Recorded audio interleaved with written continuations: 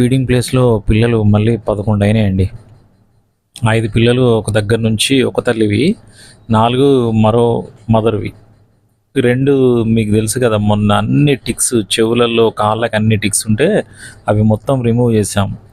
ఆయన animal lover అని చెప్పుకొని చూసుకుంటాడు కానీ ఇవన్నీ ఆయనకు తెలీదండి. నార్త్ ఆయన ఎవరో ఉన్నాడో ఆయన బయటికెళ్ళేటప్పుడు రూమ్‌లో పెట్టేసి లాకేసుకొని వెళ్ళిపోతాండు వాటికి. అసలు ఎట్లా ఉన్నాయి, ఏంటి, చెవులకి ఆ పురుగులున్నాయి అనేది ఆయనకు తెలీదంట. నాకొకరు చెప్తే వెళ్ళి కలిసి ఆయనకు కాస్త కౌన్సిలింగ్ ఇచ్చి ఆ పిల్లల్ని తీసుకొచ్చాం. నీడ ఉన్న ప్లేస్‌లో పెట్టాం. వాళ్ళ అమ్మకు కూడా అంతే ఉన్నాయంట కానీ ఇక మదర్‌ని తీసుకురాలేం కదా! కలిసి ఉంటున్నాయండి పిల్లలు మొత్తం ఫీడింగ్ ప్లేస్‌లో.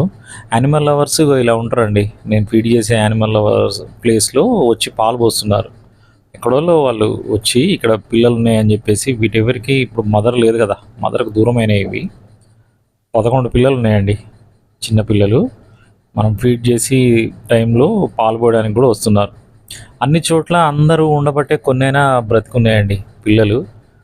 90 మంది అవాయిడ్ చేసినా కానీ 10 మంది అయినా వాటిని కాపాడుతానులేండి. అందుకే ఆ 10 మంది చూపించే ప్రేమనే నమ్ముకొని అందరూ మిగతా వాళ్ళందరూ కూడా ప్రేమ చూపిస్తారు, అన్నం పెడతారు, ఆదరిస్తారు, నీళ్ళు పోస్తారు.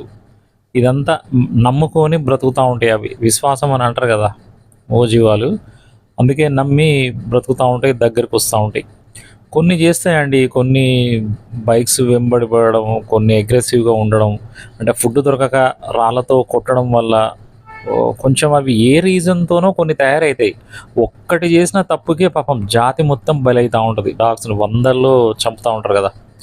తప్పు చేసిన దాన్ని నిజంగా పట్టుకొని షెల్టర్‌లు కట్టి షెల్టర్‌లో పెడితే అందరికీ ఆనందమే అండి. మనమేం సపోర్ట్ చేయం కదా! పిల్లల్ని కరిసినాయని బండ్ల వెంబడి పడి కింద పడుతున్నారు జనాలని మనమేం ఆనందపడం కదండీ అది. జనాలందరూ అర్థం చేసుకోవాలి. కాస్త ఫుడ్డు, వాటరు వాటికి అందించి అగ్రెసివ్‌గా ఉన్న వాటిని పక్కన పెట్టినా పర్లేదండి. తీసుకెళ్ళి పెట్టేసి షెల్టర్‌లో పెట్టి చూసుకుంటే ఎక్కడైతే పెడతారో షెల్టర్‌లో ఆ ఊర్లో యానిమల్ లవర్స్‌గా వాటిని హ్యాండ్ ఓవర్ చేసేసినా షెల్టర్ కట్టేసి అక్కడ ఉంచితే పర్లేదండి.